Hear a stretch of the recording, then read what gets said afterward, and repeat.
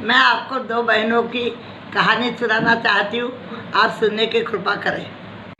रामपुर गांव में खेती बाड़ी करने वाले ज़्यादातर लोग रहते, किसान ही रहते थे। छोटा सा गांव था, पूरी सुविधा थी। लड़कियों का हाई स्कूल था, बॉयज गर्ल्स कॉलेज था, लाइब्रेरी थी, खेल का मैदान भी था, व्यायामशाला भी थी और सब सुविधाएं थी। उसी गांव में श्यामलाल और रामलाल दोनों भाई रहते थे। दोनों ही सरकारी सर्विस में थे, इसलिए उनकी स्थिति भी अच्छी थी, कोई कमी नहीं थी। उन दोनों में बहुत प्रेम भाव था। उन दोनों को एक एक लड़की थी। रामलाल की लड़की का नाम था वंदना, उसको वंदू कहते थे। श्यामलाल की लड़की का नाम था नंदिनी, उसको नंदू कहते थे। दोनों बहनों में बहुत प्रेम भाव था। दोनों बहनें बहुत होशियार थी, समय पे काम, बहुत पढ़ाई में अच्छी थी, सब प्रतियोगिता में वो हमेशा अच्छी थी।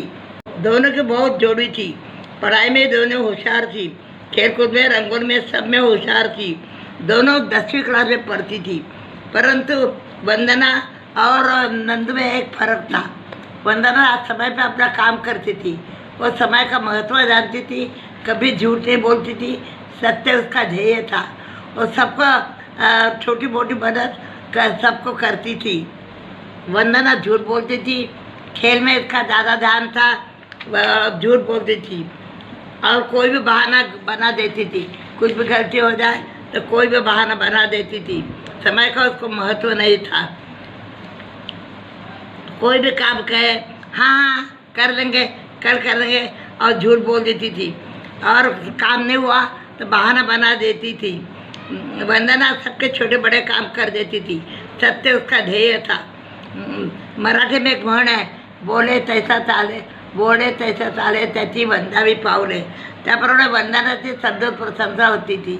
वो सबकी टीचर वर्ग में भी सबको लाडली थी, सब उसकी तारीफ करते थे। उनके यहाँ स्कूल में, हाई स्कूल में प्रतियोगिता होने वाली थी। हाई स्कूल में उनके स्कूल में प्रतियोगिता होने वाली थी। कढ़ाई, बुनाई, रंगोली, कविता, कहानी, इसकी प्रतियोगिता। वंदना समय पर पहुंच चुकी थी। प्रतियोगिता की व्यवस्था भी उसने करने में सहायता करी थी, सहयोग दिया था। पालक भी प्रतियोगिता में आए थे, पहुंच चुके थे। छात्राओं के साथ पालक का भी सत्कार होने वाला था। दोनों समय पर पहुँचे। नंदू और वंदना ने दोनों समय पर पहुँचने का वायदा किया था। वंदना समय पर पहुँच चुकी थी। टीचर भी उसकी तारीफ, टीचर वर्ग में उसकी तारीफ होती थी। प्रतियोगिता शुरू हो गई। प्रतियोगिता में वंदना और नंदू दोनों ने भाग लिया था। आधी प्रतियोगिता हो गई, तब दौड़ते हुए नंदू वहाँ पहुँच गई। फिर घबरा गई।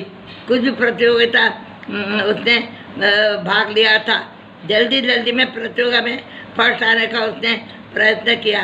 प्रतियोगिता का निर्णय का समय आ गया। वंदना को हर प्रतियोगिता में फर्स्ट श्रेणी का पुरस्कार मिला।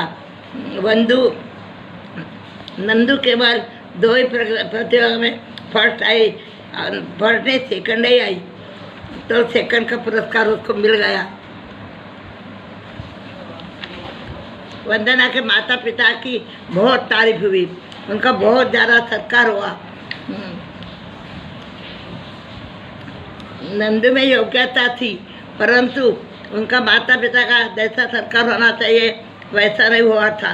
नंदू के पिता ने पूछा, क्यों घर से तो तू जल्दी निकली थी, फिर इतनी देर क्यों हो गई? तो उसने कहा कि रास्ते में खेल चल रहा था, वो खेल देखने में मैं लग गई, तो मैं स्कूल जाना है, स्कूल के समय का महत्व भूल गई और स्कूल देर से पहुंच गई।